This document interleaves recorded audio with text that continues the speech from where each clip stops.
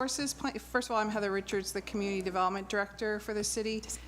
This is our update on our natural resources and natural hazards planning. If we have time to get to that, I do have the natural resources planning at the beginning of the presentation because I know that there's a lot of interest in that.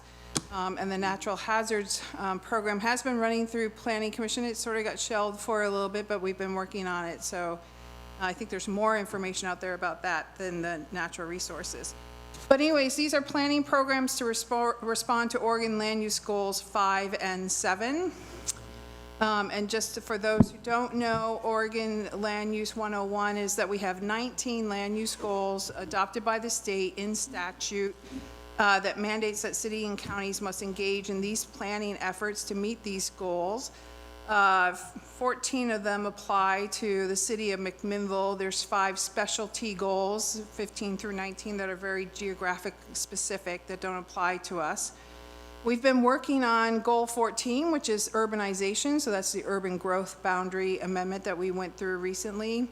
Housing with our housing needs analysis and housing production strategy. Economic development with our economic opportunities analysis. Our goal number 8, which is recreation needs. We recently went through that and adopted the Parks Recreation Open Space Plan. We've been working on public facilities, which is goal 11. So that's your wastewater and water utilities, and you'll see those come through here in the next 6 months or so. In terms of master plan updates, we'll be embarking on goal number 12, which is transportation, here very soon. So tonight the effort is goal 5 and goal 7. Goal 5 is scenic, historic, and natural resources, and goal 7 is natural hazards. And to respond to these state land use goals, cities must adopt a comprehensive plan that shows how the city is meeting these goals. We do that by doing background data, so that's volume 1 of our comp plan, by doing policies, which is volume 2 of our comp plan, and doing regulatory code, which is volume 3 of our comp plan. We have to do that through evaluation and implementation. So tonight's work session is really to sort of bring you up to date on our goal 5 and goal 7 work, what work has been done thus far, and what work still needs to be done, and it is part of our growing McMinnville Mindfully Planning program. So if you recall, in December 2020, we adopted ordinance number 5098, which expanded our urban growth boundary by about 862 acres, gross acres, of which 662 of those are considered buildable, and the remaining acreage is considered not buildable. We also at the same time adopted our McMinnville Growth Management and Urbanization Plan. That plan had 7 guiding principles, one of which was hazards and natural resources. And that guiding principle was to avoid development in areas of known hazards or natural resources. So this work started during the course of the UGB expansion work, as well as after that work, to respond to that principle. At the same time, the city had adopted the Great Neighborhood Principles previously, in 2018, and in the Great Neighborhood Principles, which is a baker's dozen of principles, so 13 of them, we have 2 principles that apply to this effort, which is natural feature preservation, and then also scenic views. So goal 5 tells governments that we shall adopt programs, so inventories, policies, and implementing measures that will protect natural resources and conserve scenic resources for present and future generations. And it describes those programs as things such as riparian corridors, trees, scenic views, which is actually in that goal, historic resources, and open spaces. For natural hazards, which is goal 7, the goal says that local governments shall adopt comprehensive plans, so inventories, policies, and implementing measures to reduce risk to people and property from natural hazards. So one goal is to protect the natural resources from people and development, and the other goal is to protect people and development from the hazards, if you want to think of it that way. So what work has been done thus far? We hired Winterbrook Planning in 2021 to collect and evaluate the data relative to natural hazards and natural resources within that expanded urban growth boundary. For natural hazards, we looked at floods, which are in a floodplain zone, landslides, which would be liquefaction soils and steep slopes, wildfire, and earthquakes, which would be subduction and shaking zones. For natural resources, we looked at riparian corridors, tree groves, significant and landmark trees, and scenic views. A report was generated from that, which recommended a program of protection and mitigation. We also generated maps that showed where the natural hazards were and a methodology to identify what we considered high hazard areas. So where there's multiple hazards, which would increase the risk of vulnerability to people and property. We then inventoried riparian corridors, tree groves, and scenic views by using a database neutral assessment of those elements in our community. And we drafted a new comprehensive plan chapter, which is considered natural features, chapter 11, to consider for adoption. And we drafted proposed code amendments. 2 new chapters, one being a natural hazards overlay for chapter 17, which would be chapter 17.49, and then a natural resources overlay, which would be chapter 17.47, and then amending our tree chapter to bring in landmark and significant trees into chapter 17.58. All of that work, including the inventory and the data and the appendices for it, you can find on our website. I didn't provide it as part of the meeting packet because it's pretty comprehensive. But if you put in the word search bar of the City of McMinnville website, natural hazards or natural resources, it should take you to the page that has all that different data and reports on it. We brought this to City Council on June 20th, 2022, and at that point was directed to move forward with the program. So the natural hazards did move forward to the Planning Commission for both work sessions and public hearings. And we started working through that process and then received some comments and other things started shifting into play, and we've shelved that for a little while, but we'll be picking that up and I'll share that with you, the schedule for that. But the natural resources planning was put on hold. So we put it on hold because we wanted the pros plan to move forward and understand what we wanted to do with our parks and open spaces, and for that to be completed. And then we needed to do what's called an EASY analysis, E-S-E-E analysis, for the natural resources that we wanted to protect. So an EASY analysis is an analysis of what is the economic, social, environmental, and energy consequences of protecting these resources for the community. So it's weighing out protecting those resources versus allowing development to occur where those natural resources are under those 4 points. And it's creating findings as to why it's more important to protect those resources, if you want to think of it that way. OAR 660-023-0040, subset 1, requires governments to develop a program to protect Goal 5 resources. So we're meant to protect these, but based on this analysis of easy consequences that could result from a decision to allow, limit, or prohibit a conflicting use. That's an analysis that we don't typically do as planning staff, so it is something that we would need to contract to do, and so that was a decision that we needed to reach out to a consultant to help us with that work and to move that forward after the PROS plan was adopted. With that said, the EASY analysis is only required for the tree groves in terms of identifying where the tree groves are and protecting those, and potentially for scenic views if we wanted to move forward with protecting those as well through this process. We did, after going through the evaluation and data for riparian corridors, we discovered that most of them are already in protected floodplains, and there's a safe harbor in the statute where we don't have to create findings to protect them if we follow what this safe harbor says. And so when we brought that to City Council in 2022, we were told to use that safe harbor so we do not have to do an easy analysis to protect those elements.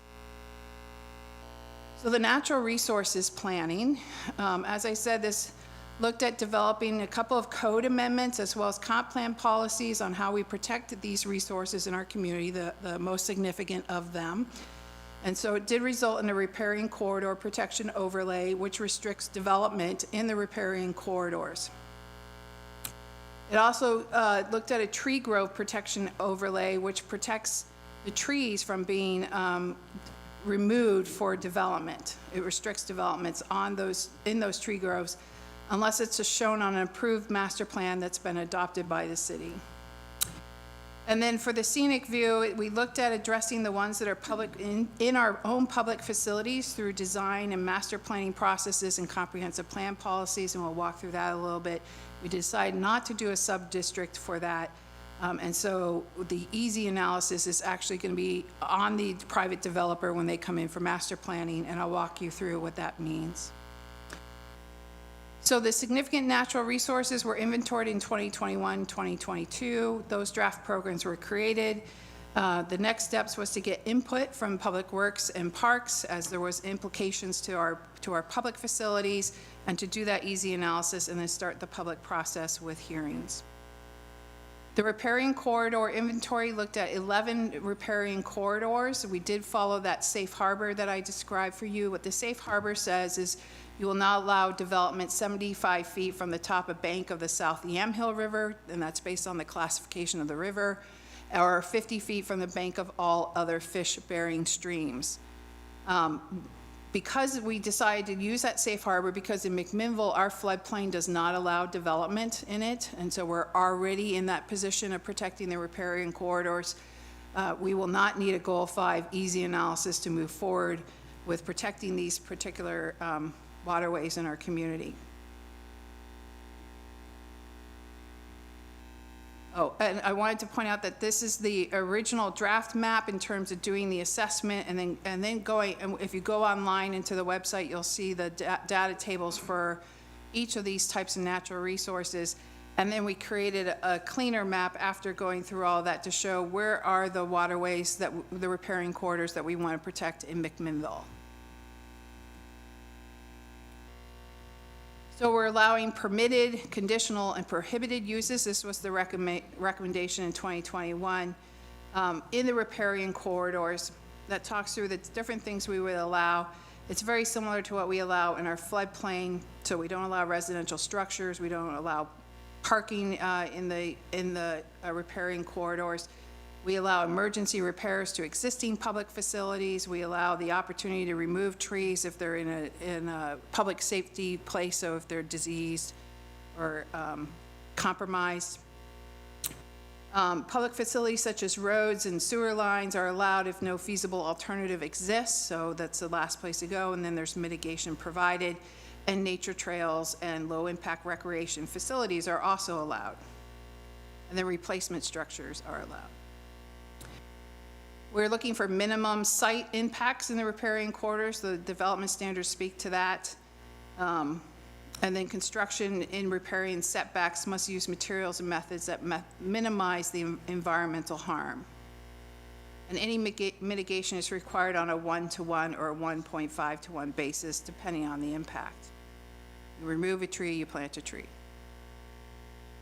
We did talk about allowing variances and adjustments to those standards as well, from economic hardship perspective, as well as up to a 50% adjustment in terms of dimensional standards to reduce impact.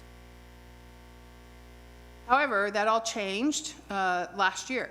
So last year we learned about the Endangered Species Act lawsuit against FEMA in Oregon, where the Endangered Species Act said that we were not good stewards of our floodplains in Oregon in terms of the habitat and ecosystem. And so FEMA negotiated a compliance plan with the ESA. And what that said is, to all Oregon cities, you now need to adopt standards that will not allow any development in your floodplains unless you do a habitat assessment. Development's defined in the federal definition as any man-made change to improved or unimproved real estate. So including but not limited to buildings or other structures, mining, filling, grading, paving, excavation or drilling operations, or storage of equipment or materials. So it really looks at no net impact in those areas. The test for it is no net loss of undeveloped space, no net loss of pervious surface, and no net loss of trees equal to or greater than 6 inches DBH. So DBH is diameter at 4.5 feet. up from the ground. So for McMinnville, that's not so bad because we don't allow a lot of things in our floodplain, but it does impact the things that we do allow. So you can't do anything other than normal maintenance or emergency repairs that exceed that no net loss unless you do a habitat assessment to justify it and mitigate the habitat impact. So you will see in your packet, we have also a recommendation in our floodplain zone to respond to this FEMA compliance issue, which is some language at the very end of our floodplain zone that says, for those things that we allow in the floodplain, you will need to do a habitat assessment to move forward, and you'll need to get a permit from the city of McMinnville. So it takes that riparian corridor program that we put together, which has a little bit of flexibility associated with it, and really sort of locks it down completely. We don't know where things are at with this compliance issue at this point in time with what's going on at the federal level relative to the regulatory agencies, but what we have heard from the state is continue to move forward with the compliance plan as mandated until you hear otherwise. And so just to put it in perspective, a lot of Joe Dancer Park is actually in the floodplain.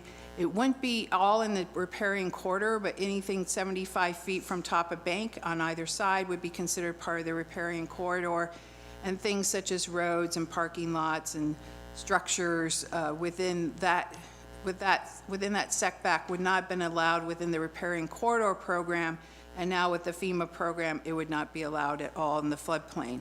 If you have existing amenities, you're allowed to repair those. You can't expand them, though. For the tree grove inventory, we looked at trees. We inventoried trees across the urban growth boundary and assessed and ranked them. The consultants did that. You will see in the online the appendix for how we assess those. So they walked the site, they looked at aerials, and they did a grading system for those tree groves in terms of health and the type of tree and things like that, and then came up with a scoring system relative to that. And then from that inventory, we identified 30 groves, predominantly groves that had trees that were predominantly 25 feet tall or more and 1 acre of contiguous canopy.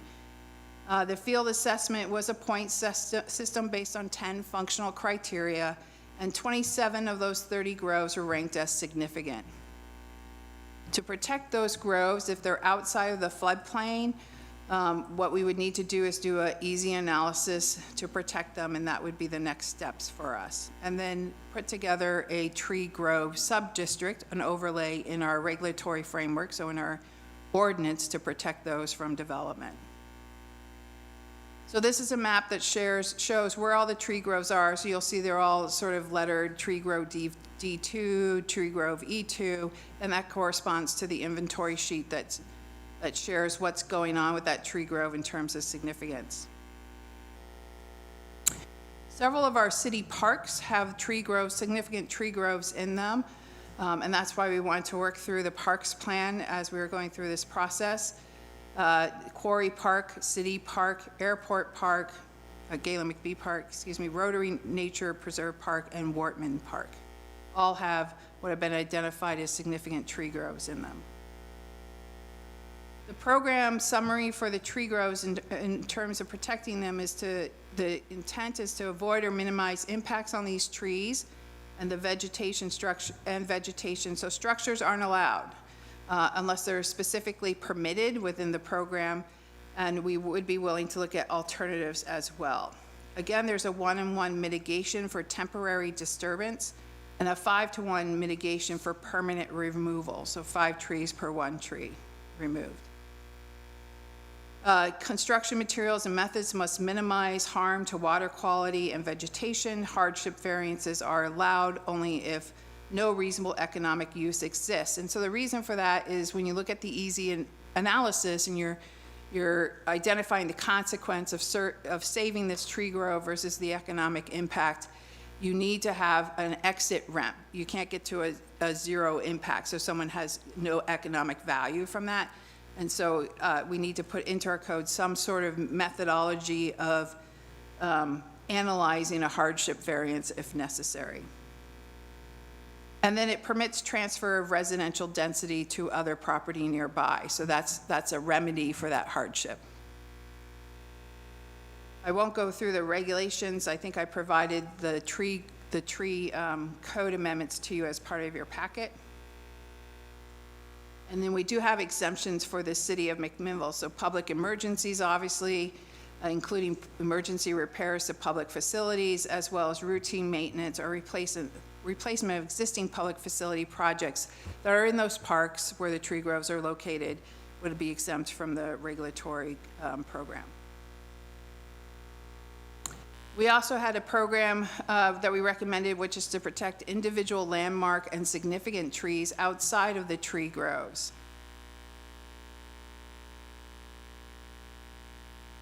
So chapter 17.58 is our tree chapter. It really focuses on the street trees in our community, but it does have some language in it that says that it will apply to significant or historic trees as defined in this ordinance. And then it infers that there's this list of historic and significant trees. We don't have a list of historic and significant trees. So the purpose for this part of the process was to create that list. And what's the definition for it? So a significant or historic tree, we're recommending be selected trees placed on an inventory based on the age, species, and location of those trees. And we have to adopt that inventory as part of our comprehensive plan. So volume 1 will have that sort of inventory data. Much like if you want to think of it as the historic landmarks program that we have for structures. We're going to identify individual ones and create this list.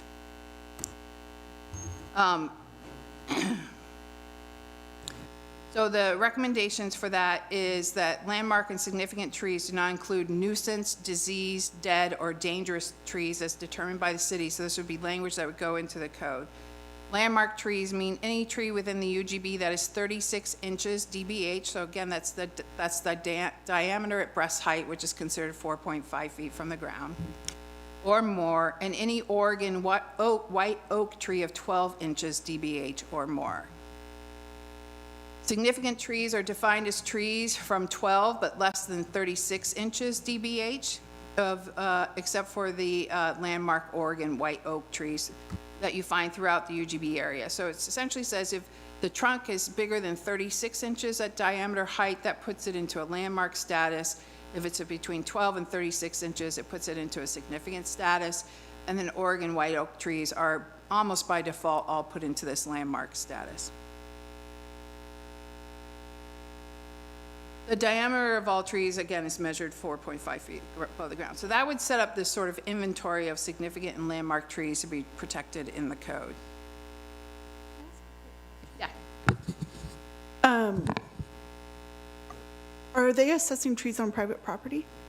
Yeah, so what this would do is, so this is a little bit different than the tree grove inventory that I talked about.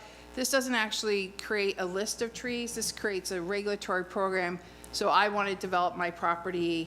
I come into the city. We ask for a tree survey of that property. You provide it. If there's trees that are 36 inches DBH or higher, it's considered a landmark tree by default. And then it falls into this protective quality in the code. Or a significant tree would fall into this other mitigated quality. It's much like the natural hazards overlay, if you want to think of it that way. So it's up to the property owner to come to the city and say, I'm going to do this. I mean, what if they just want to cut it down? It would still be considered protected. Okay. Right now, But they wouldn't necessarily right know now that. it's drafted. Well, we would need to get, so part of this would be, if we move forward with this program, since it impacts properties throughout the city, we would have to do what's called a Measure 56 notice. So that's a notice to everyone in the city who's a property owner to let them know that we're adopting a regulatory code that's going to impact their property. Okay. Before we go into a public hearing process. Thanks. And just to follow up on that, The dangerous trees is determined by the city. Is that with an arborist report, or how is the city determining that? Yeah, so right now, and I haven't looked at the details of the code in a while, but right now we do have an arborist, we do rely on a certified arborist to provide us with the determination of disease or public safety issues associated with trees for removal.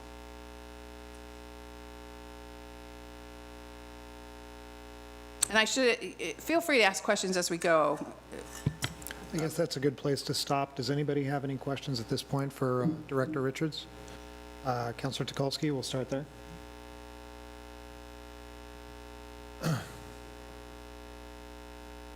Look on the bottom and see, there's, goes, oh.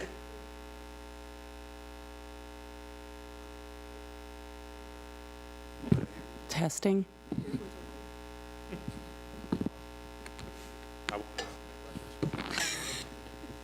My question, Director Richards, is what I understand these are significant landmark trees. What happens is there a consequence if someone just cuts this tree down?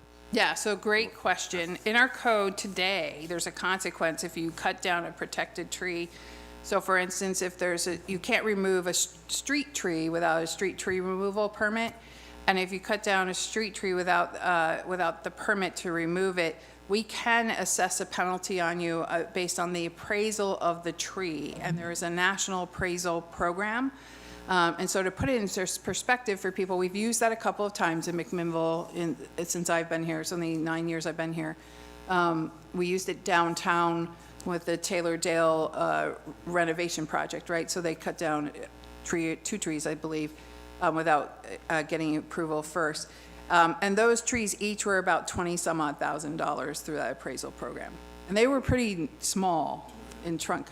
So if you're cutting down a landmark tree that's 36 inches DBH or more, I'm going to assume that's a fairly expensive penalty. Yeah, that's like a kilo. All right, cool.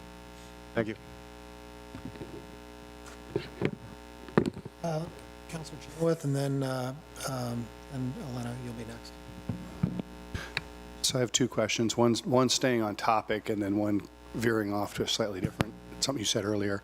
In terms of the penalties, does our code currently give variance to you to assess the situation to determine, you know, the maliciousness intent and thereby what that fee is going to look like, or is it pretty well established that the fee is flat going to be based upon this arborist? I would have to look at the code language. I don't have it in front of me right now. Okay. I'd be curious to know. I feel like there should be some flexibility, because I feel like, you know, while we all want to protect the trees, there could, particularly if we're going to start talking about trees that are on private property in somebody's backyard, you're going to run into situations where people just had no clue. Yeah. And I don't feel like nailing them with a $50,000 fine or $20,000 fine. I mean, if it's $20,000 for the trees that are on 3rd Street, I had a tree in my backyard I took out before I fully understood what I was doing that had a much bigger base than that. I'm sure it was worth a pretty sight more fine than $20,000. So I would want to be careful there. Back to the FEMA portion that we discussed earlier, I have this memory that this came before us and we had this discussion and we already put this code in place. Am I remembering this wrong? No, you're partially remembering it right. Okay. We did do a work session on it, and the direction at that time was to get a code amendment done by December 1. That was the direction from the state. If you recall, I think we did our work session in October, and this all came out in like July or August, that this mandate was going to cities, and cities and Governor Kotek got involved in this discussion. Cities were like, we can't do it that quickly. It's fairly quickly for land use to happen in Oregon. And she wrote a letter to FEMA asking for more time. And so they have provided more time to get. Okay, so we just had a work session, gave direction, but actually have not had the code come back yet. Yeah, we did go to legal counsel and ask for them to look at our code and for compliance. And they provided that one section, and they said if you just do that, you should be compliant. And that's where we're at this point in time. Perfect, thank you. Thank you, Commissioner Mudrack. I'm curious about the variances that allow, when we allow a variance, when there's no reasonable economic use or economic hardship.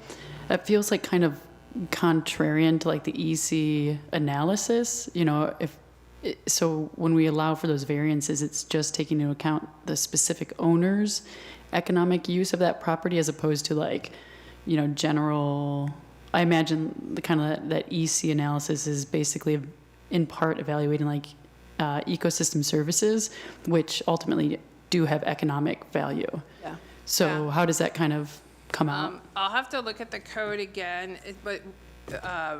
and I think this is the one that I provided in, there's 3 code packets online that are being proposed, but I did provide the tree grove one because of the interest that the communities had on that. But we have to provide some opportunity for someone to come in and argue their case of economic hardship if they're not allowed to develop the tree and develop their property and impact that tree grove. And so that's why that's written in there. Now, it's written in there as a conditional use process, so it has to go to a planning commission public hearing. They have to meet a test as to why they deserve this conditional use permit, so why they can deviate from what the code is for that. But, just a Sorry, little. first Commissioner Murray, and then to you, Commissioner McClellan. My question goes back to when we were talking about creating a list of trees, like prior, a registry. I imagine that's kind of a living document, like we'll be adding to it in the future or assessing current ones that are on the list, and if they're diseased or need to be removed, then they get off of it. Is it?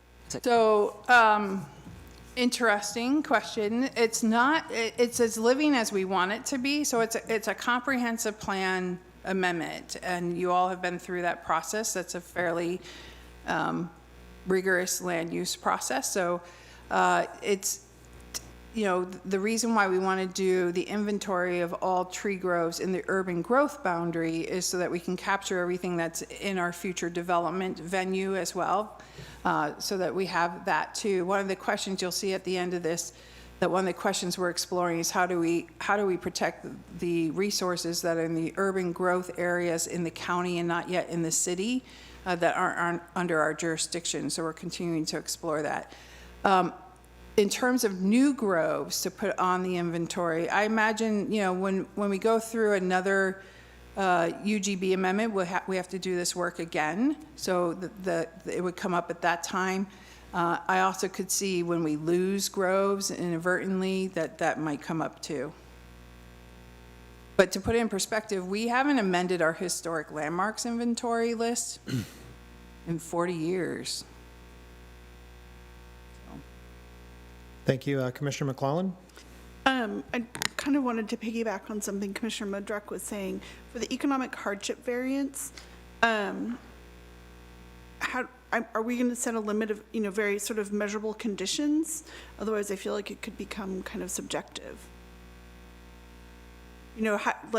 Okay, if somebody wants to put in housing versus somebody just wants a view.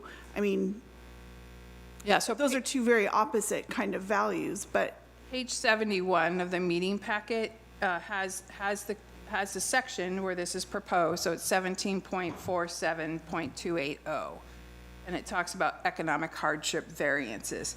Now again, this is all proposed language, so this will go through a vetting process with the Planning Commission and the City Council as we take it through a public hearing process. Tonight, we're really looking for direction. Do we move forward with this program at this point in time and continue to the next steps? So there will be an opportunity to sort of, we'll probably have work sessions with the Planning Commission before we take it into a public hearing process, just like we did with natural hazards. okay. But that's the page 71. Are there any other questions for Director Richards at this time, or we can move to the next? Okay, we'll start with Councilor Payne. Does it work? Okay. Thank you, Heather. My only question is, when you're replacing a landmark tree, you have to do kind of the mitigation factor. Where do the replacement trees go? So I know, when you do wetland mitigation banking, you have a pretty broad area that's kind of extended that you can recover or proposed recovery. So do the trees have to be planted in McMinnville on a different site? I've never heard of a tree mitigation bank. So That's why I'm asking. So we use tree mitigation right now. In fact, Tom Shower has been spending the 60 hours of his last couple of weeks looking at the tree removal plan for Holt Homes and where they plan to replant trees, both within their own development and then within the city. So we talked about that fee and lieu program and putting the bank together so we can plant trees elsewhere. I don't know, I don't remember specifically, I'll find it in the code right here in terms of if the mitigation is on-site or within the city, but it would be within our jurisdiction. Okay, that's sufficient. Thank you. Thank you. Mr. Everest? Hi, Heather. My question is on the tree grows, if they start to have diseased trees and become less than 1 acre of canopy coverage, does that protection fall away for those designated tree groves, or does it stay still a protected grove? So I don't see in the proposed code language any means of a developer saying, this is no longer a significant tree grove based on your own assessment and value system, right? For whatever reason, disease, stuff like that, for them to come in and prove that. So I think that is something that we would probably want to add to this as we move it forward. Okay, and another consideration of that then would also be if there are invasive species, which it was allowed to be removed from those tree groves, if the invasive species removal would cause it to be less than 1 acre of continuous canopy coverage. Right. I don't think the report. And the same thing came up with our natural hazards work. You know, what happens when it's no longer a hazard? How do we accommodate that? And so we did have to add some language for that too. Any other questions from the dais, or can we move on in the presentation? Okay, thank you, Heather. I think you've got all the questions for now. I'm just making quick notes. Okay. So now we move on to a little bit more ambiguous type of protection, but one that we've talked about here in McMinnville, that's both in Goal 5 and also in our Great Neighborhood Principles. So there's a lot of places in McMinnville that have beautiful views of either the surrounding farmland around us or into the city itself. And so when we put the Great Neighborhood Principles together, that we had a lot of public dialogue where people said we want to protect those views. So that has become part of our program, and it's voluntary whether you want to do that or not. So we did inventory scenic viewpoints based on direction from City Council to do so, and we put together a program to protect those existing view sheds. That really would be the viewpoint, I guess, and then to identify future potential viewpoints that can be preserved for public access itself. So this has policies and alternatives for limiting uses that conflict with the scenic viewpoint and viewshed protection. So all of this needs to have some sort of scientific, technical data associated with it, so it's not discretionary decision-making. So the consultants did use what's called a digital elevation modeling program to do this, and then 16 viewpoints were identified with the city, and the significant view sheds that were identified were views of the mountains, views of the hills, agricultural land views, riparian corridor views, gateway views, and city views.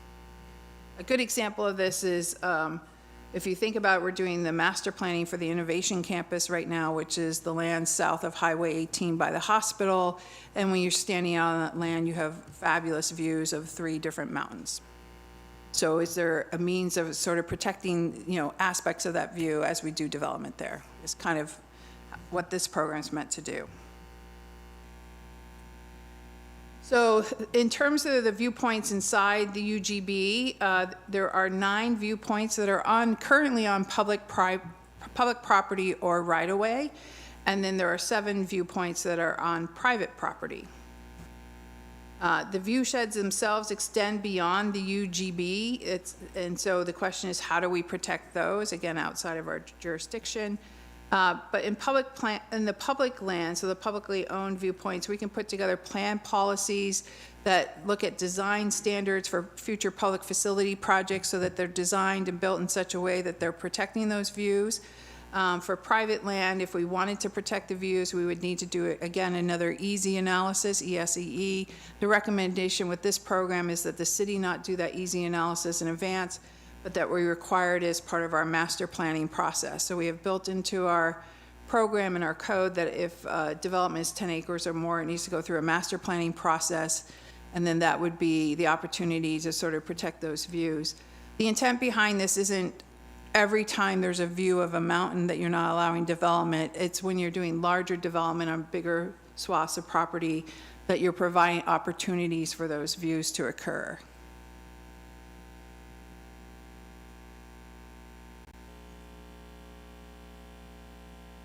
And I just went through that. So are there any questions about the scenic views program?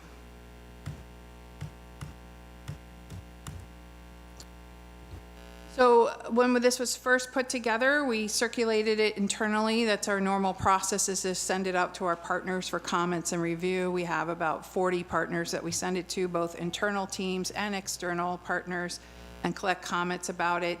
And when we did this, we did get back a lot of comments from both Public Works and our Parks team with concerns about how it impacted their programs and how they move those programs forward.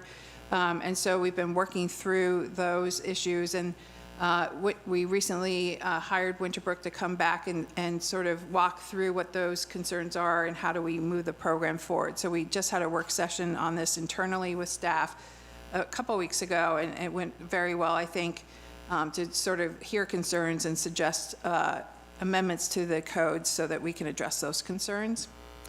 Some of the discussion prompts that are still out there that we need some direction on is, should the same regulations apply to both private property and public property? So we're talking about resources that you can find both in the private side and on the public side. We're talking about regulations to protect those resources, which would,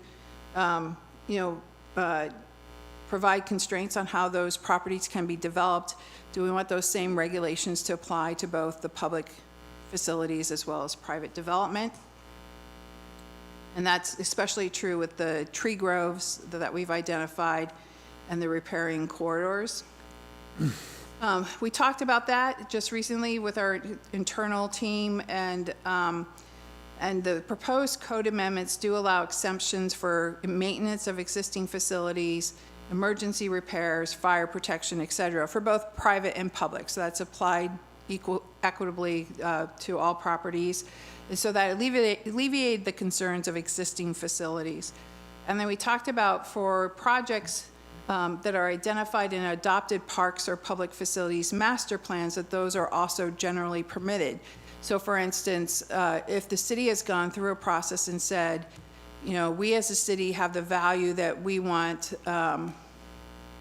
the obvious one is a interesting conversation, but let's say Quarry Park. So Quarry Park historically in the older plan was identified as a tree grove, and that was going, and the park how the park was serve the community moving forward. If Quarry Park was identified in the new parks plan as something other than that, and the community's gone through that process and discussion and said, we're adopting a plan that says this is how we want this property to move forward for our community, then that's permitted there.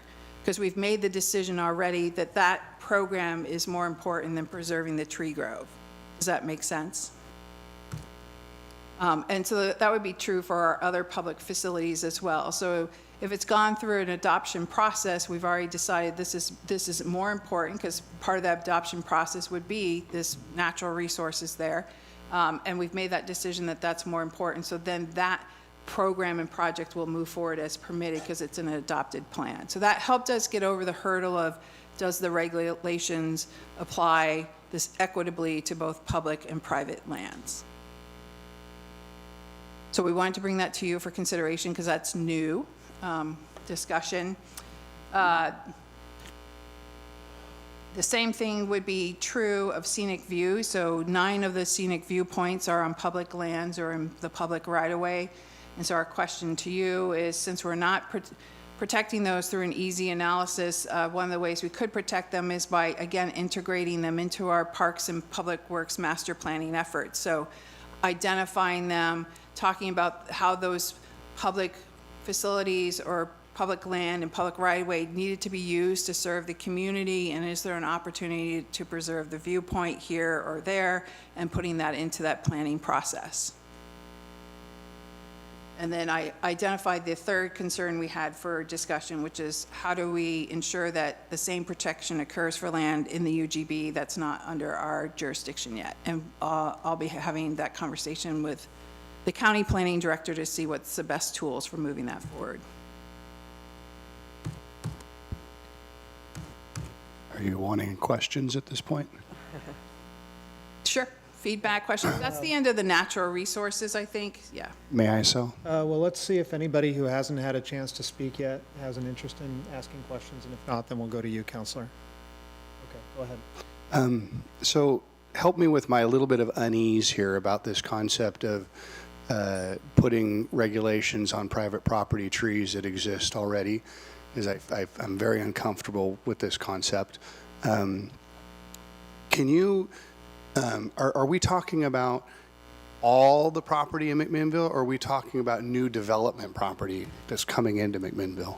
Okay, so I'm going to ask, are you referencing the significant tree landmark tree program or the tree grow Yes. program? Yes, significant tree, landmark tree. Okay, so as written, it applies to all property in McMinnville.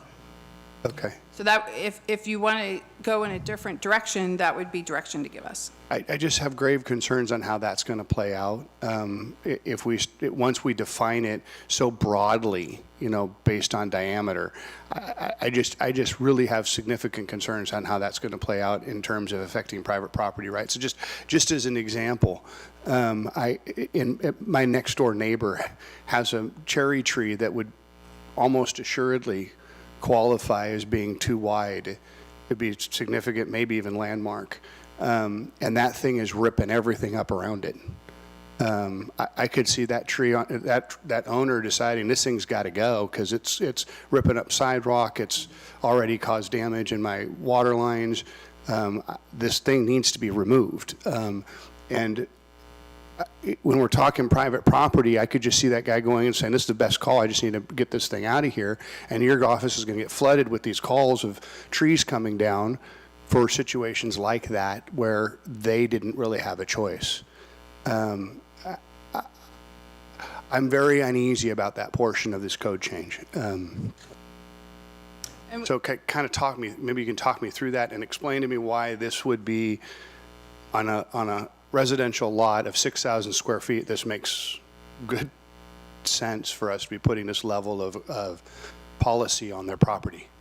Yeah, so I'm trying to look for it in the code itself, but we could, if we don't have it, we could build something into the code similar to what we have for our street tree program, which says under these circumstances, you are allowed to remove the trees without penalty, whatever they are. So for the street trees, it's impacting public infrastructure, lifting the sidewalks, it's diseased or dead, it's blocking an important public improvement project. I forgot, there's a four-part test. You still need to apply to prove that it's meeting that test, but you can remove it. If you ask anyone on my team, street trees are not my favorite discussion because we do get a lot of phone calls about them. And broadening it to the whole urban forest makes me a little bit nervous, but we've also heard from the community that protecting these older, larger trees is important. So we're happy to do what we need to do. And speaking to that, I think significantly, it's important to protect our groves, and it's, you know, I get that, and we've got some very unique trees that are around here that I think are worthwhile. When you're broad basing across the whole canopy, I think you're asking for a humongous nightmare at the planning department and an awful lot of frustration from owners. Thank you, Counselor. Are there any other questions from the dais? No. I have one comment or question, if I may, Heather. In the last couple of years, we have had the emergence of the emerald ash borer, which has, on the East Coast, killed about 100 million trees in a period of about 10 to 15 years. And there's an expectation now that that's in Oregon, and Yamhill County is one of the counties where it's been spotted, that when it does occur in an area, you'll lose most of the ash within a period of 5 to 10 years. And in the Western Oregon, there's an expected loss of, millions of trees within 10 to 15 years. And I do think that there is probably some wisdom in contemplating the predicted impact of that in our code in terms of, maybe making an exception for that type of tree, given the likelihood of total loss of the trees. And then as it relates to the floodplain, when we're talking about the floodplain, that's where ash are incredibly ubiquitous already within the city. So as you're contemplating the urban canopy, you might think about alternatives to start replacing ash in the floodplain as we contemplate the need to cool water as it's heading into the streams and whatnot. So I just wanted to throw those points out as items for consideration. Okay. Beyond that, I really think that you've done a lot of good thinking and good work on this. I definitely appreciate all the questions that we've heard from the dais about potentially needing to make some modifications to allow for people to utilize their property without penalty if a tree is impacting, sewer lines and water lines and sidewalks and whatnot. But from my perspective, I think you've got a really good start, and I'd be interested in hearing other perspectives from the council or council and the planning commission. Counselor, can I repeat back what I heard to make sure I heard it appropriately?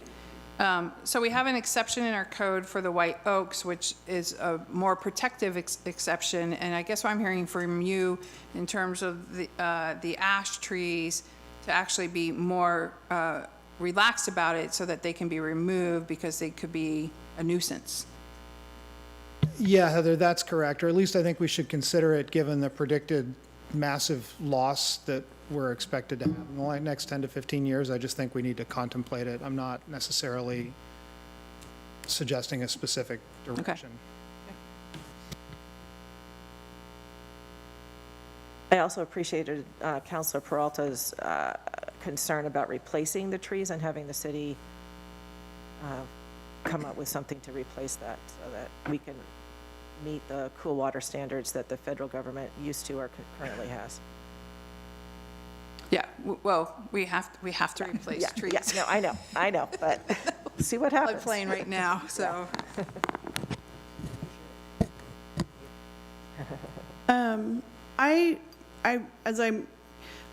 I think all of these potential changes make sense and are generally good. I have some concern, like Councilor Chenoweth, regarding trees on people's personal property. Mostly my concern is people making decisions out of they just didn't know. And I think we all know that we can send notifications to property owners. They don't always get read or opened or actually understood. And I don't have the solution to how to make people understand these changes. And this tree policy is in no way the only one out there. There's many in the past and in the future, I'm sure. But I would just love to find a way to help people better understand these issues. And I know that with the communications department at the city, that I think had been part of their mandate also, but that may be not something in their purview anymore. Well, I will say, with our recent code amendments that we did for landscaping, where we removed the, anything that meets our criteria in our code for landscape plans is now administratively reviewed and not reviewed by the Landscape Review Committee. The purpose behind that was to allow the Landscape Review Committee to do more education work in the community about the value of trees and landscaping and really start to elevate that discussion a little bit more, and they're excited to do that. That's a Council President, it's been an hour in the work session. I do have natural hazards, but I want to be respectful of time, and the airport master plan is also scheduled for tonight. That has been going through the Planning Commission, and I can continue to work it with the Planning Commission, and we can bring it up to the City Council at a future date if you'd like, or I can go through it tonight. That's up to you. I did want to talk about what our next steps are regardless. Okay, I'd like to just poll the group and ask if folks would like to just have Director Richards complete the process tonight. The alternative would be that she will bring that back to Planning Commission. I think it will come back to council at a future date. Let's just do it by a poll. Can we just run through? How many people would like Director to just finish this presentation? No?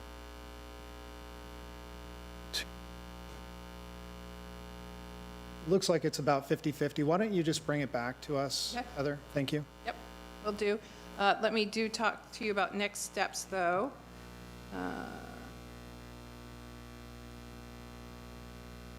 I do want to show you why we do natural hazards planning, so just so people know.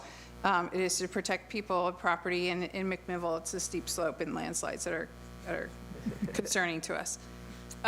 We do have private property owners who are concerned about both these programs, and I do want to share that we are working with them. I have gotten contacted by a couple since this was in the newspaper that we're bringing this program back up, and we'll continue to work with them. That was one of the things we got from Planning Commission is make sure you're working through all the questions that we're getting with the property owners as we put this program together. So we'll continue to do that.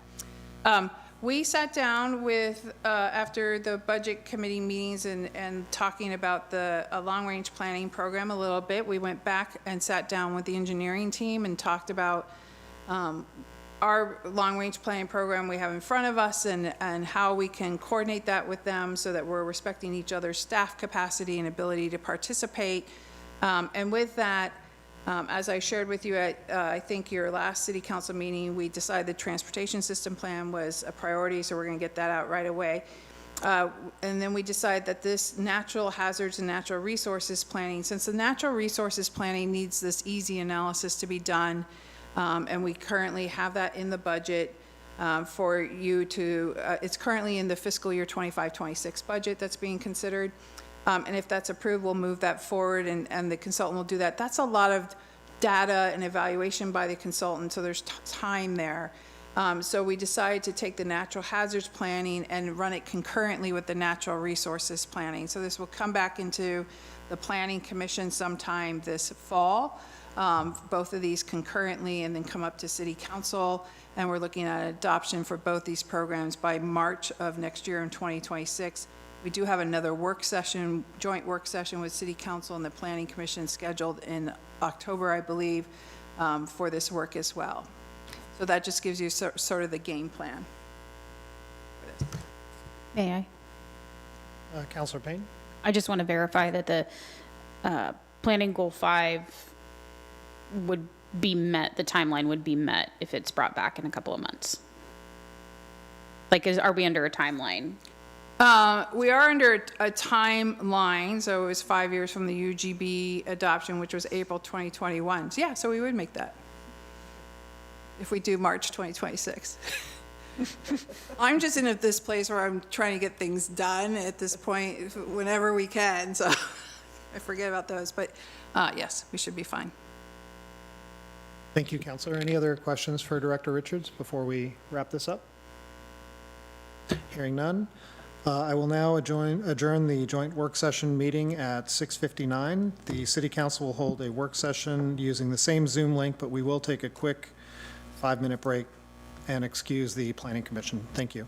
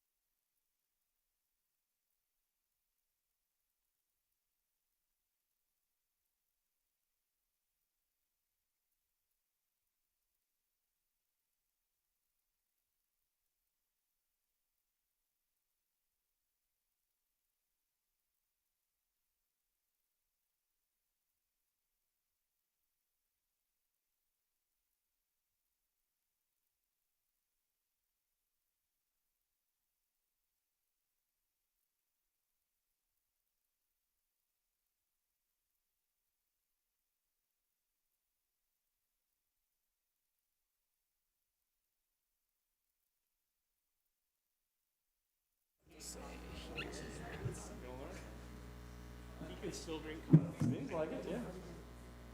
I was gonna say, you have to breathe with golf, like you're outside, breathing the fresh air, or nature.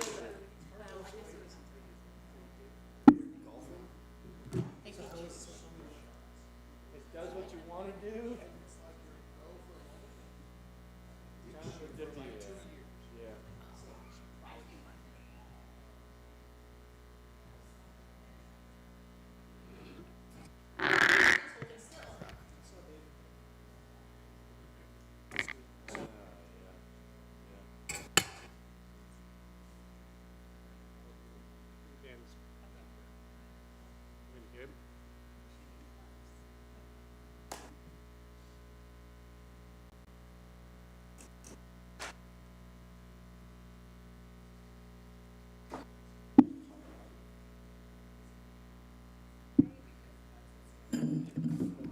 It's camaraderie. Every day. Swing and a miss. That should be a safe zone, yes. Yeah, it should be a safe.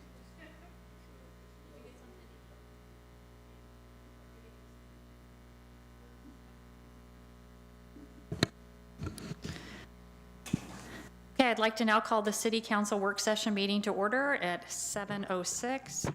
And I'd like to call in Gia Hunsaker, Public Works Director, and Willie Williamson, Airport Administrator, to present our topic for tonight. Welcome. Yeah, and I'm going to pass it on to Willie pretty quickly here and Okay. let all the experts do all the talking this evening. Sounds good. Yeah, hi everyone. I'm Willie Williamson. I'm the airport administrator. And with us tonight is the members of Century West Engineering who have been doing the master plan, David Miller and Samantha Peterson. What we've got here is a master plan. We go through this process every 10 to 20 years. And in this case, it's been 20 years.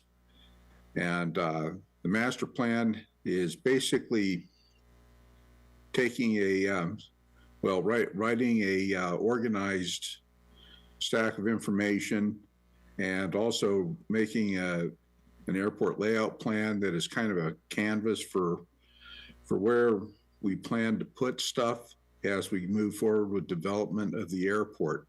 This is also a required document for the FAA. This helps them determine what projects and how they're going to fund maintenance and improvements at the airport.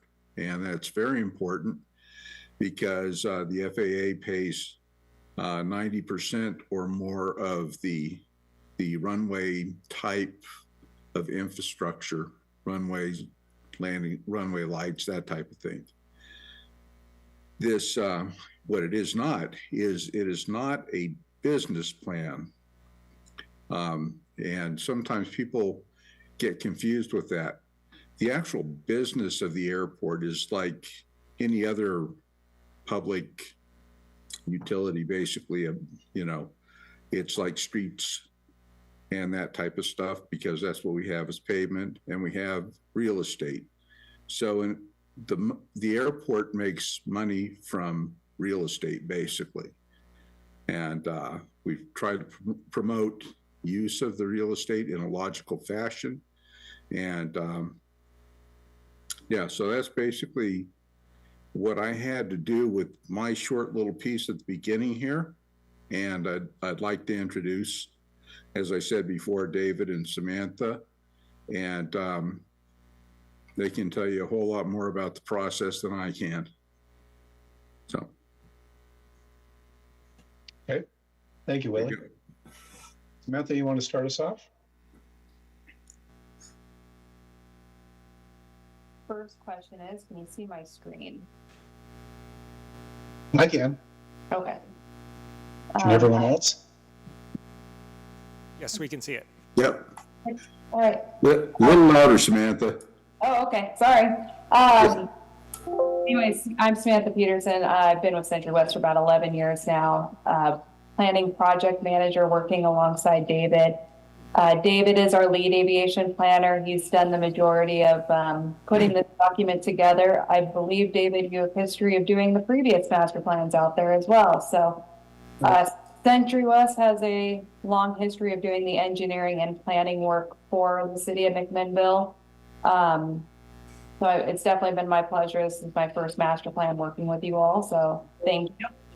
We've had 4 planning PAC meetings throughout the process. Heather Richards, I know that you were on it. One of the councilmen was on it as well, and we've invited a series of others that have kind of participated throughout the process. So thank you for joining us today. We just kind of want to give you a high-level overview of really what the facility needs are, what the preferred alternative that was decided through the process by the city and the advisory committee, and then looking ahead at what your CIP is going to look like for implementation, and then just the next steps. So with that, I'm going to pass it to David. And Okay, thanks, Samantha. So we're kind of tag teaming on this. Samantha, I think, will control the slides. I'll just kind of roll through here. So thank you all, council members. And I'm sorry I missed. I don't know if the mayor is present, but if so, thank you, mayor and council members. As Samantha mentioned, we are just the representatives of Century West. We've got a team, a lot of talented folks behind us, both within Century West and our sub-consultant team. So we've put together a pretty comprehensive document. And I think Samantha's covered some of this, but our intent tonight is to provide the council with an overview of the master plan, sort of in really high level. We won't go in nearly as much detail, I think, as your previous presentation. We'll try to keep it shorter. I just don't have that many slides to run through. We'll focus, I think, on the key takeaways, just so you have a little bit of background, the sort of overarching themes, facility requirements a little bit, talk a little bit about the preferred alternatives, the elements of that, and then a little bit about the sort of the working parts of the plan set, drawings. Won't go into a lot of detail there, but just give you an idea what that is all about. And then, as Samantha mentioned, the capital improvement program, which is really one of the key factors in airport master planning. And then we'll look at next steps.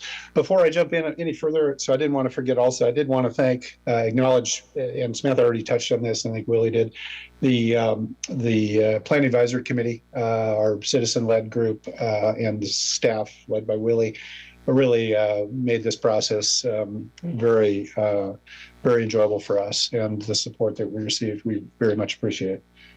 So with that, I touched on the team a little bit. A couple people with Century West that are not with us tonight are Mark Steele and Brian Condon. Brian is the one of our senior airport engineers who is the project manager for the design construction work that we do for you out at the airport. And then Mark Steele is one of our planners and a GIS specialist who really focused on some of the survey requirements for the plan and some of the noise analysis in addition to some of the airfield planning. So let's see, trying to coordinate my notes. So just before I jump into this, I don't want to get too bogged down in this, but I just wanted to, and I think Willie touched on this in a really good way and acknowledged that an airport master plan is not the same as an airport business plan, as an example. And I was going to say something similar and just really highlight the fact, because as you're dealing with comprehensive plans in your community area and transportation system plans, this is kind of a tweener, I guess, a little bit of a hybrid. Airport master plans are primarily facility plans, and but the goal is to make the facility plan consistent with your other local plans, your land use planning, and your zoning, for example. And they're often incorporated by a reference adopted into as elements of your city's comprehensive plans. As Willie mentioned, a lot of what comes out of the master plan process is defined by the FAA, the Federal Aviation Administration. They literally write the book on how airport master plans will be performed and the kind of analysis that has to be completed. And it's really focused on, it ends up being focused on the capital improvement program, because really the funding eligibility for future projects hinges on the planning. In other words, the FAA is looking for consistency between planning, design, and implementation. So this is kind of the front end of the train on that. It's really intended also to, and this is nationally, if you will. As you know, McMinnville a municipal airport is in the federal system of airports. We call it, the FAA loves acronyms, and this is a NIPIAS airport. That just simply means that it's subject to FAA rules and design standards, but it also means you're eligible for FAA money. A lot of airports are not, so just that distinction. But what the FAA is looking for in its design approach, planning through design, is consistency. They're looking for standards, compliance, conformance with standards. And that's important, and it sort of allows the FAA to promote safety as one of their primary focuses. It also allows the consistency, ensures that the city is maintaining consistency with the federal grant assurances that you accept and are bound by with each FAA grant that you accept. So it's kind of the lever there that the FAA has. They look for consistency in the planning and the consistency with grant assurances. So the overview, as we go into this, I think we can move on to the next slide. So just kind of a highlight here. These are just some takeaways. As mentioned, I want to try to keep this as high level as we can, but feel free at any time to ask questions or interrupt. I just want to just sort of acknowledge a couple things. This is what I would call a mature, and I mean that in a good way, a mature airport, in the sense that you've got facilities that are well established and have consistently been established at a high level for decades. So really the takeaway is that the airfield components, and when I say that, I mean the runway taxiway system, things Willie just talked about as being kind of the heavy items with the FAA funding. Those items, as we evaluated them anew, meet or exceed the applicable FAA standards in most cases. So that's good news, because a lot of our airports are sort of playing catch up and trying to upgrade to meet standards. So you're in a very good position with regard to that. And I would say it's a little bit of a twist here, I don't mean to confuse things, but there are items that are sometimes identified as non-standard at your airport that are really design specific. They're not technically non-standard as the published design standards go, but there are supplemental FAA design guidance issues or initiatives that are presented by FAA between updates of standards that identify some things. So we could talk about that a little bit. So we capture those as sort of in the same category as items that would ideally be upgraded to meet standards, with the assumption that the design guidance will find its way into design standard wording at some point in the future. All future facilities will be designed to meet applicable FAA standards. That again is one of those FAA requirements. And then the overarching goal on the airfield is to essentially maintain current existing runway and taxiway system capabilities and improvements as needed to meet future demand. One takeaway I was going to just throw in on the top here is sort of the top overview is that the existing airfield, the good news is that the existing airport, the airfield capacity, the runway taxiway system is adequate to accommodate the projected demand at the airport over the next 20 years and beyond. So within that group of facility requirements, we've got a range of aircraft related needs. Some of them are, as I said, runway taxiway related.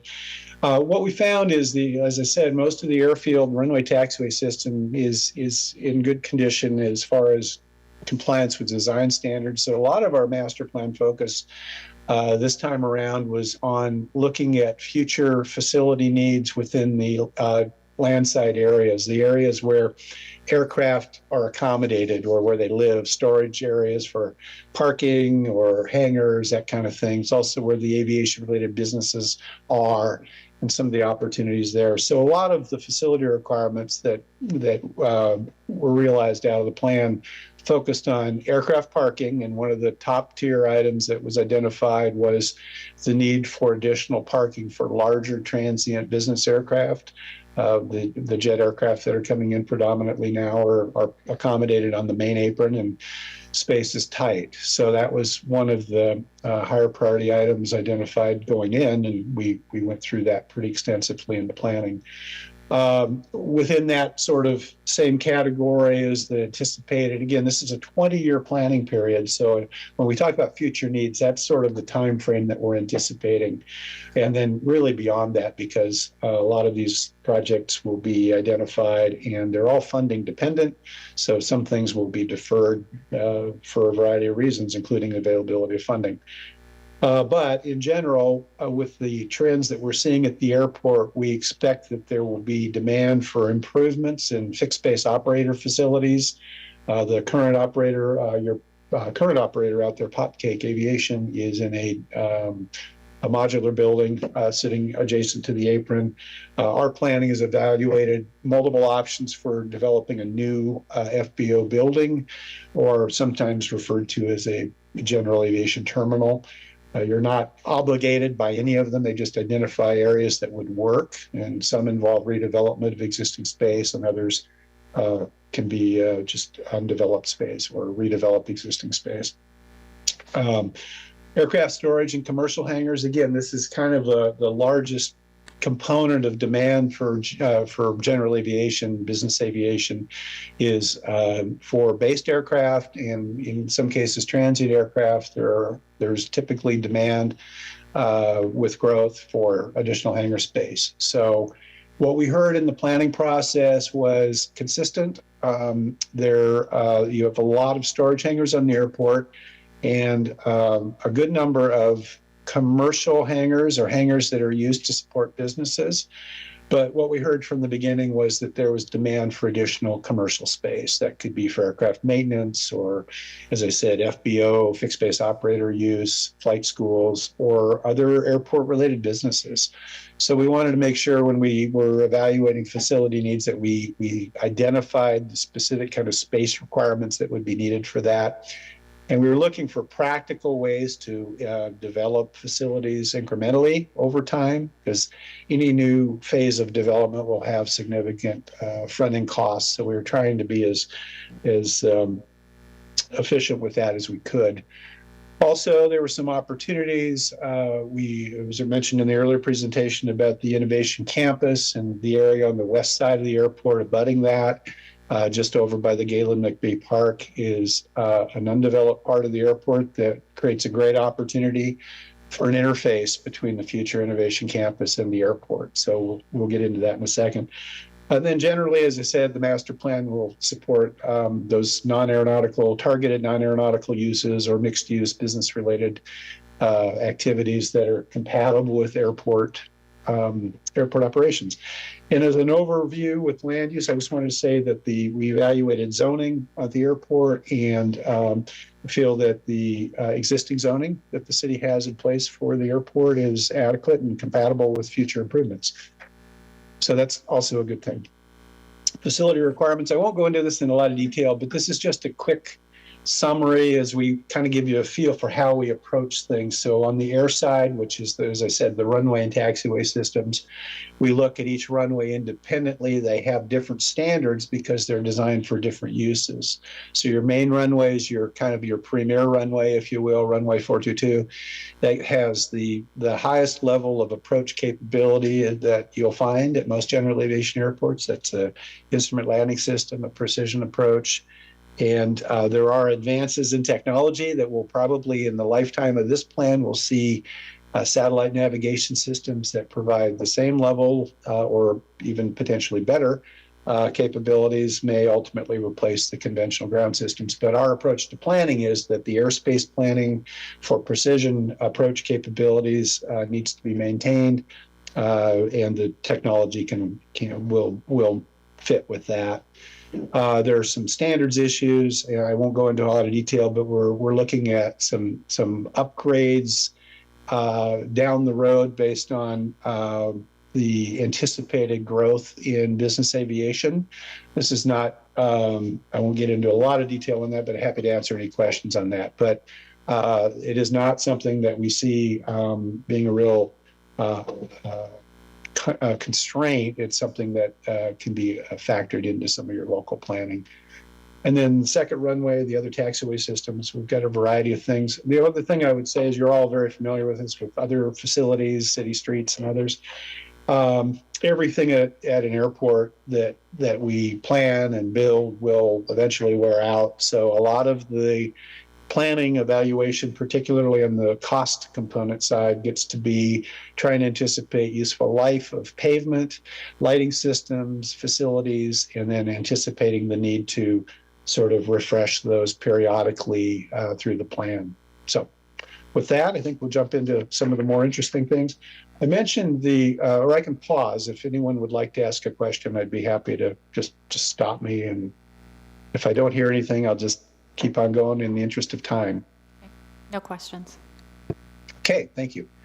I mentioned the standards. This is for those of you familiar with Cruikshank Road as it ties into Highway 18, there's an issue down at the very, very south end of what we call the runway safety area or the object-free area for the main runway, that in the future will create when the new or the future standards are applied, there'll be what we would identify as a non-standard condition, meaning the road and the airport boundary fence right there, it would be partially within these two protected areas. I want to emphasize that this is a future standard. That is not a current non-standard condition, because right now the design standards that we apply are in the category B2, which has a smaller footprint, if you will. What we know about Cruikshank Road and this particular piece of Cruikshank Road is that as part of the city's 3-mile lane plan and the reconfiguration of the Highway 18 corridor, the connection of Cruikshank and Highway 18 is planned to be closed. That really doesn't have anything to do with the airport, but it will allow the airport to vacate that, or for the city, or for that road, I should say. I guess it's a county road technically. That road would be vacated, and that will allow the protected areas identified in sort of in the orange area there to be cleared and graded when the time comes. So it doesn't create a real challenge. It's just something that is anticipated, and I think the timing, I think, will work well. Next slide, please. So getting to the more interesting things, the graphics, we look at the preferred alternative figures. These are just some of the graphics we've presented publicly, both at open houses and to our planning advisory committee over the last couple of meetings. So we can just kind of walk through these.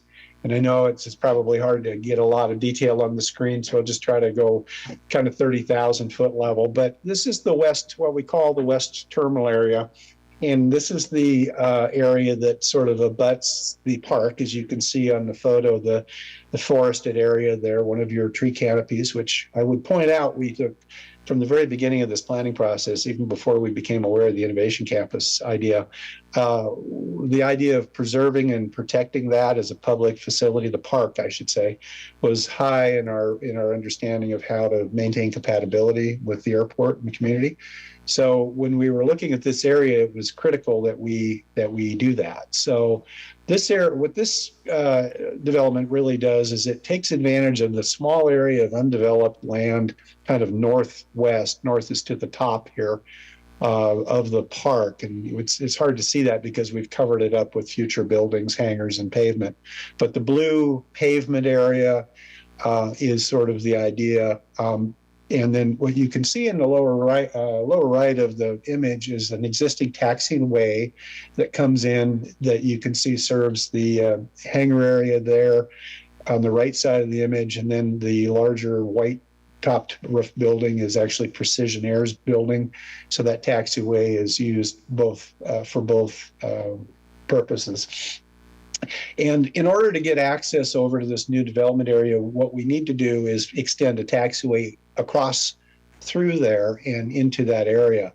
And the challenge that we'll run into initially is the Armory Road connection which provides access to the park's trailhead would need to be vacated in order to accommodate that, because FAA does not permit roadways to cross taxiways.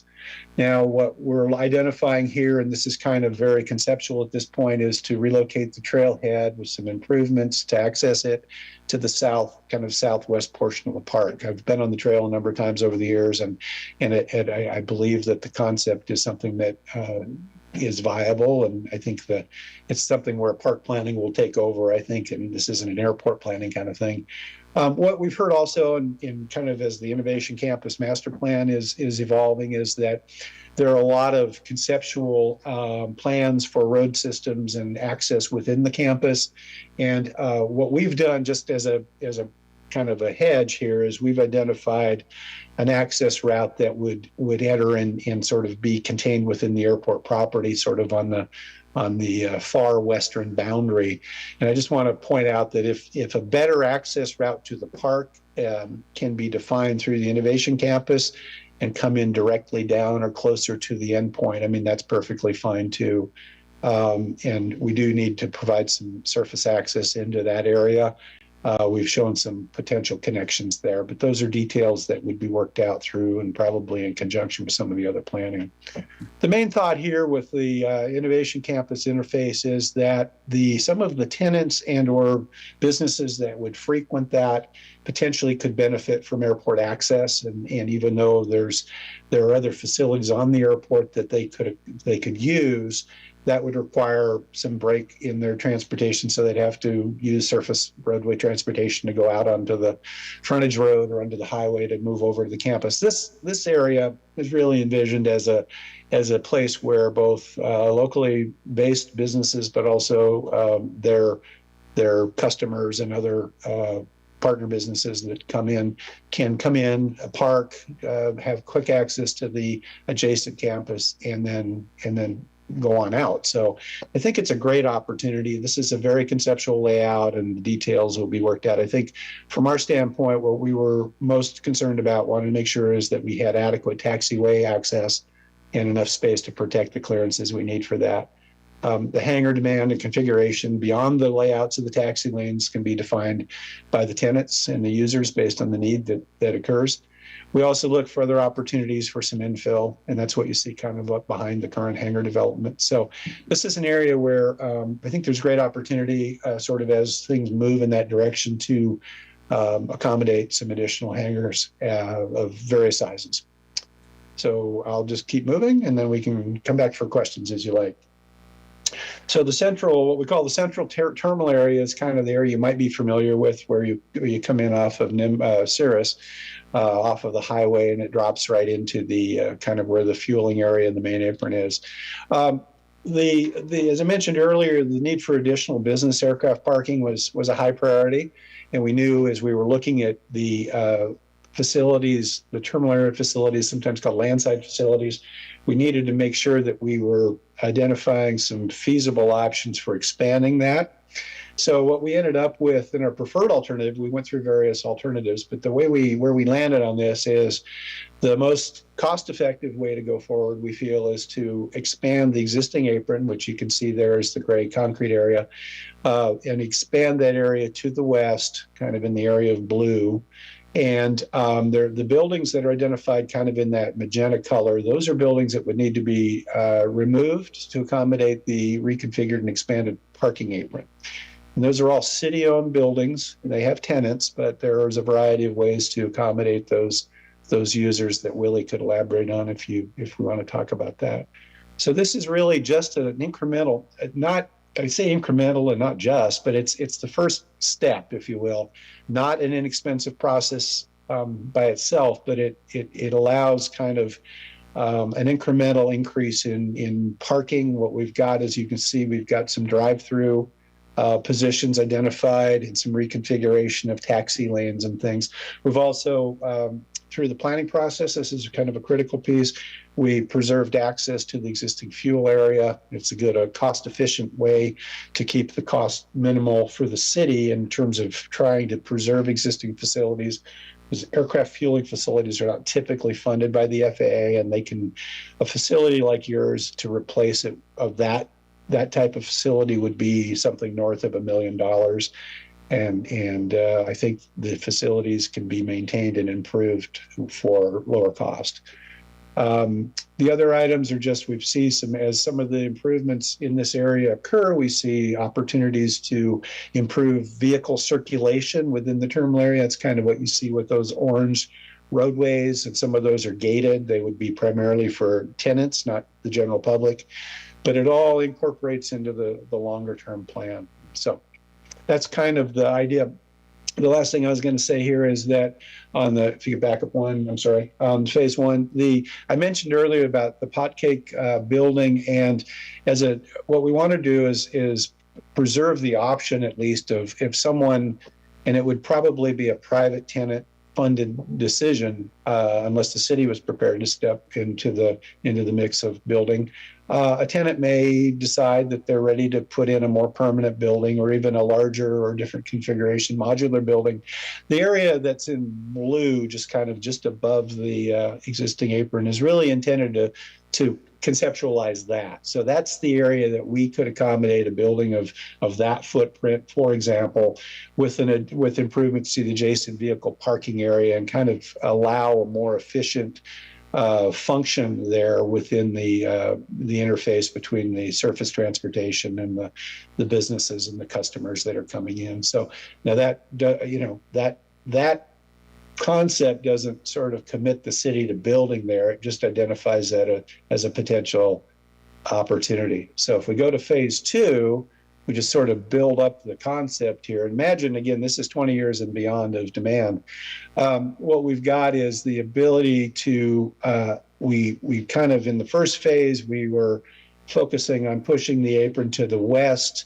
And once the demand was sufficient to add additional parking, we sort of turned the configuration on its ear, if you will, and we then go kind of north-south. Now, that doesn't mean you tear out what you build. It's just there's markings on the pavement, essentially. So what we do is we flip the western phase of the business parking more north-south, so you can kind of see the configuration with the dual taxiways. We also retain the parking on the main apron, so we really kind of squeeze out the most efficiency as we can. The fuel system is maintained to provide access. We can identify some specific openings in the parking so that access is not interrupted or broken. The expansion options long term, again, the thing that this airport benefits greatly from is having developable land. So as you look to the north of the future apron area, all of that space from Cirrus over to the old Evergreen campus is available for development. We've identified it for both commercial related aviation and vehicle parking. This could be a location also for your expanded fixed base operator building, terminal, or larger hangars. And then there are other buildings on the airport. The building that you currently own that's leased to the Oregon State Patrol is identified as a possible redevelopment opportunity. So again, there's an opportunity, depending on what the city would like to do long-term, to look at different options. So with that, I think we can move over to the east area. So this is kind of, you can see we're working our way along Highway 18 east of the terminal area. And our goal here was to try to identify locations for business-related hangar development and aircraft storage. So part of the displacement, if you will, or the loss of some of the existing hangars west of the apron, some of these smaller hangars, T hangars and multiple use hangars would be available. These sites were available to accommodate some of that demand and the new demand that's expected. So I think what we're trying to do in all of this is sort of be as efficient as we can. We build off of existing facilities instead of just starting out and building something entirely new. Again, the key here is to provide aircraft access into hangar areas, and then tenants will typically build commercial hangars. Some airports that have the means will build multiple unit storage hangars, and as the city owns many hangars, you're familiar with that. But that's basically the idea here. Again, taking advantage of the investment you've made, or more recently in your east tie-down apron, we can extend that, and we can just sort of make as much efficiency out of that corner as we can. As you can see, we're running into a bit of a corner. as Highway 18 approaches sort of the east end of the runway. So we kind of figured, you know, when we went through the alternatives, we did all kinds of different configurations to try to see which one would be the most efficient, but this is the one that seemed to kind of get us the most bang for the buck.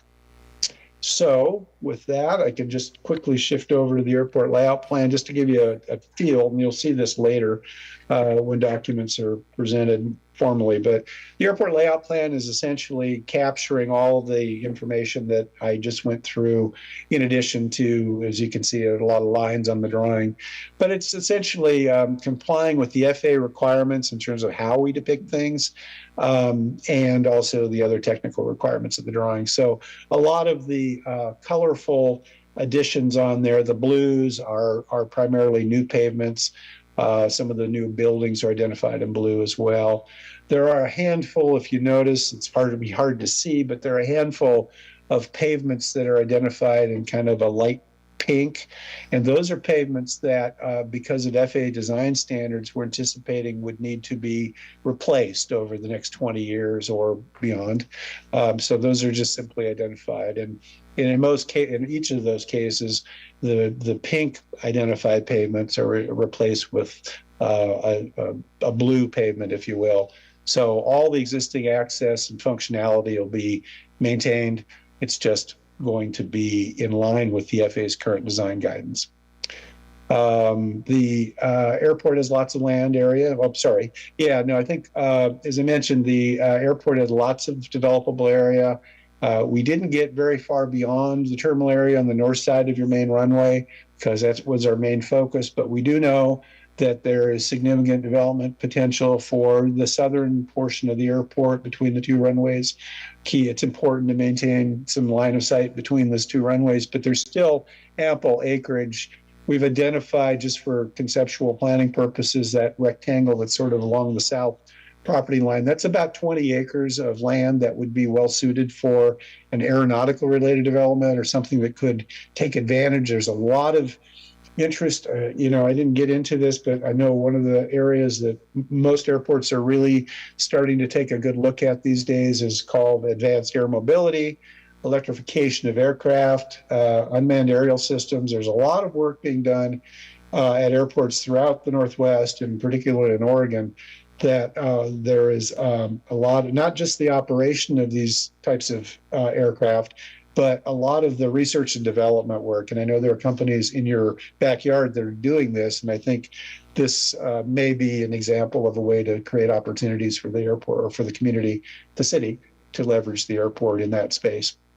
The next drawing is just a blow up of our terminal area plan. Again, this is kind of you'll see it's very similar to the alternatives figure. Gets a little bit more technical detail there. But again, this is really driven by how the FAA wants us to show things. And the west, a similar thing here. We've identified the park. We've identified some of the new areas. We've kind of worked around it, I think. And I think that is probably it on that. I would say on the airport layout plan and really everything at this point, the documents that you're seeing and the report, the materials that'll go forward, they are in draft form, and the draft airport layout plan set, which is now I think 19 sheets on the drawing set, and the airport master plan report will be submitted once the city approves that in draft form to go to the FAA. It'll be submitted for FAA review, and it'll take some time. We'll go through that here at the end. But I just want to make the point that everything that's being presented is still draft. And if there are advisory committee comments or public comments on the draft, that we're prepared to make, we'll take a look at if there's any adjustments that need to be made, we're able to do that. The capital improvement program is just kind of again, this is driven by the FAA's requirement.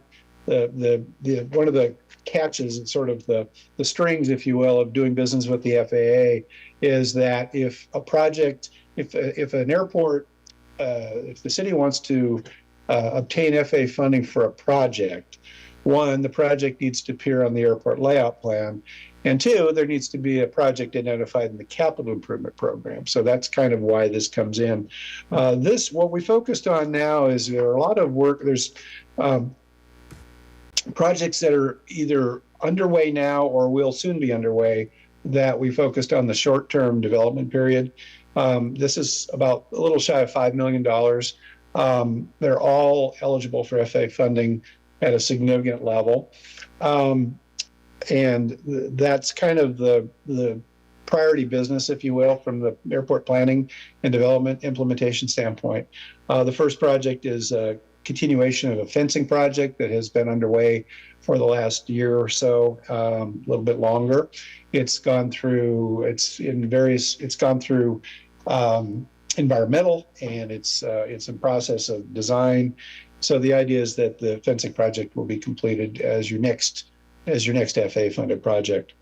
There's an additional wind cone added down on the west end of runway 422. After that, the highest priority project in terms of FA funding that was identified was adding edge lighting to your runway 422 parallel taxiway. And again, that's the kind of improvement that is a safety-driven improvement, and it's very compatible, very consistent with the kind of use you're getting with aircraft, multi-million-dollar corporate aircraft taxiing up and down in all weather conditions, day and night. Having a functional edge lighting system is really considered kind of standard. So that will be a significant upgrade in your lighting facilities on the airport. And then beyond that, the near-term issues our priorities are in the pavement rehabilitation category, some taxi lane work and some rehabbing of pavement, and that can vary from minor things to more significant grinds and overlays. So that's a fair amount of work for the next few years. Beyond that, because everything beyond about 5 years is just it's kind of like if you do a transportation improvement plan. I deal with this in one of the cities I'm involved with, and you get a list of about 40 projects, and you have costs, but you don't have funding identified beyond the first 10 or 15. Everything is kind of listed. So I think this is a little different because we know that the majority of the projects will be funded or are eligible for FA funding. So it's not a matter of guessing necessarily where the money will come from, but there's no guarantee that the FA money will always be there when the airport needs it, and that will often dictate scheduling. So rather than try to be too precise and say this is project for year 6, 7, 8, 9, we just find these days that it's easier to try to prioritize the long-term list and know that really it's more the operating functional day-to-day management of the airport that keeps these lists current. This is a good snapshot that will give the city a good expectation of what needs are out there over the next 20 years. It is a big number, without a doubt. But as Willie mentioned, having a 90% grant opportunity from the FAA is significant. So I always look at it as sort of the ability to leverage federal funding is a good thing. And we haven't even really touched on state funding. ODAV manages, and this is documented a little bit in the master plan, but ODAV is tasked with providing funding to public use airports throughout Oregon, and many of the projects historically at the airport and likely in the future would be able to take advantage of some of that funding. So I won't go through the list here because we've touched on some of these already, but essentially all the pictures that you were looking at before, there's a corresponding project on the list here, in addition to some of the less exciting ones, like simply replacing existing pavements that wear out or lighting systems. So with that, let's see, quick jump over to next steps. So I'll do this here. So I touched on this. We are at the point all chapters in draft form have been developed and provided to Willie, and I believe the advisory committees had access to everything. And then we will assemble all of those chapters into a draft report. The plan set, the airport layout plan set will go with the report, but there's also kind of a separate process where the FAA will review the airport layout plan if it makes sense more than the master plan. The FAA, the way their process works is that the FAA will approve the airport layout plan drawing set as, you know, with a signature essentially, and the city, as the owner sponsor of the airport, will also sign the airport layout plan, and that's sort of the contract between the FAA and the city. The FAA does not actually approve master plans; they'll review, they'll provide comments. So that's kind of the process there. But when the FAA does its airport layout plan review, they will. One of the reasons it takes 45 to 90 days is that, as it says on the slide, is that they coordinate with all of their lines of business. So that's all the airspace planning folks, the flight procedures folks, the flight standards people, and it just takes a little while for everybody to weigh in. And then, as I said, the public and advisory committee comments, the draft will be published or posted on, being available on the city's website or the project website, and we'll keep track of all comments that are provided.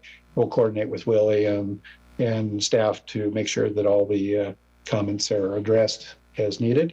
And then that final piece is, once all of that's done, the FAA and the city will get together and sign off on the plan, and then that is kind of the closeout phase for the master plan.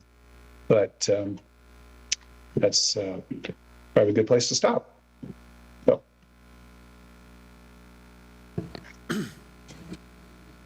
Willie, can you add something to what I just said?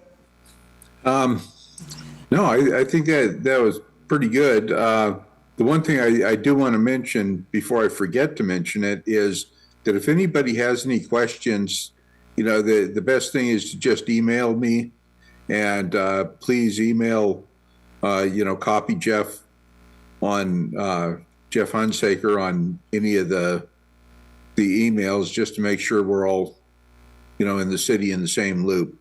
But you know, I've been through a couple of master plans, and to be honest, this one worked pretty easily. I mean, we've got, like David said, we've got really good runway and structure like that.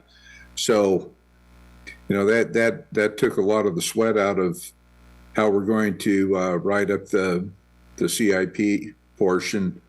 And you know, we've got some good projects going on adjacent to the airport that are very compatible. You know, the innovation campus. So, you know, things are really pretty good, and this one hasn't been a real tough one. It's been fun, and I'm open for any questions right now too. Any councilors have questions? Councilor Chenoweth? Thank you, Mayor. You mentioned the business plan at the outset of this. Is that something that is in the works as well? So there is not a business plan in the works, and whenever you look at a business plan for a small airport, really what it comes down to is looking at how you're going to either lease land out or construct buildings for renting. You know, there's another component of it that is whenever you're going to lease land out for people to build, you know, commercial buildings or something like that, how are you going to attract what type of business? There's about 23 different businesses that are, you know, really kind of aeronautical and would be acceptable for within the fence area. And, you know, it really depends on what kind of business there is as to whether or not people are going to rent land from us or you know, one of the things we have right now is we have Cower Farms that do farming out at the airport, and how long that's going to continue, I don't know, but I'm open for anybody that has an idea of what they would like to do. The other thing that I'll mention right off the top is I've already started looking at the unmanned aerial systems and how to work those things in and out of the airport. And, there's a test facility just south of the airport, and we're looking at ways to integrate a corridor, a flight corridor down to that area, and perhaps base some of the larger drones at the airport. So those are the type of things I look at for drawing business to the airport. But again, the airport business is, well, it's a public airport, and we make money by leasing property for real estate. Oh, I just did want to add, city manager and I have been talking about this idea of a business plan, and this year's wasn't the year for it. Willie's going to try retiring again. We'll see if he's successful this time. But we're going to be having a new airport manager coming in, and that is going to be something that we're going to be wanting them to look at in the first couple years that they're here, is working through a business plan and talking with the council about opportunities and general direction we want to, which way do we want the ship pointing for that kind of stuff. Thank you for putting this all together, and I will look forward to that business plan. Yep. Great. Counselor Peralta? Thank you. I just wanted to confirm a couple of the things that I heard, and I had a couple of questions. So with regard to FAA funding, I think I heard you say that federal match is 90%. Is that pretty much true across the board for FAA?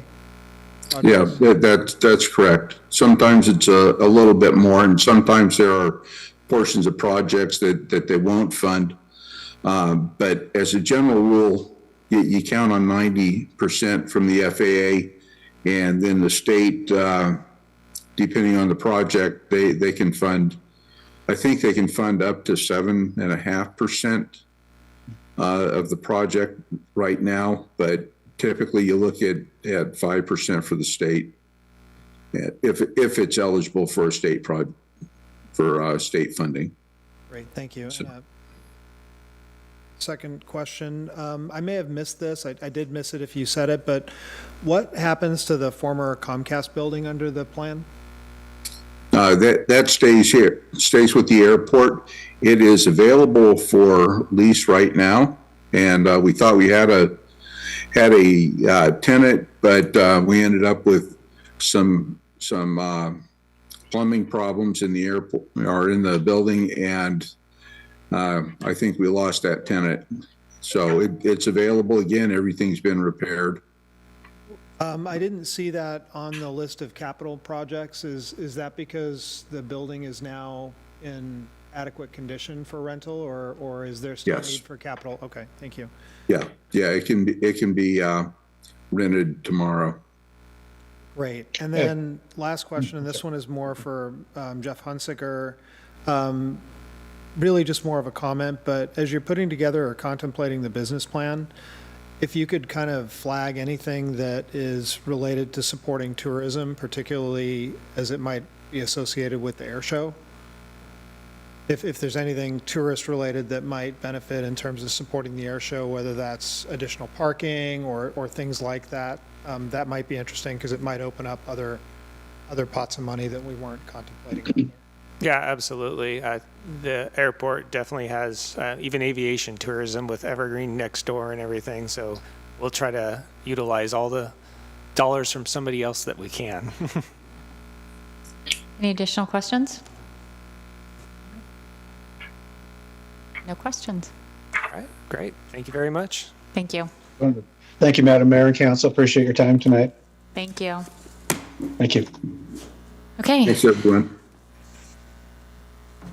So with that, the city council will be going into conference room for close to the public executive session pursuant to ORS 192.6602F to consider information or records that are exempt by law from public inspection. Does any councilor need to declare an actual or potential conflict of interest or recuse themselves regarding the executive session for the record? Hearing none, I will now adjourn the meeting at 7:58.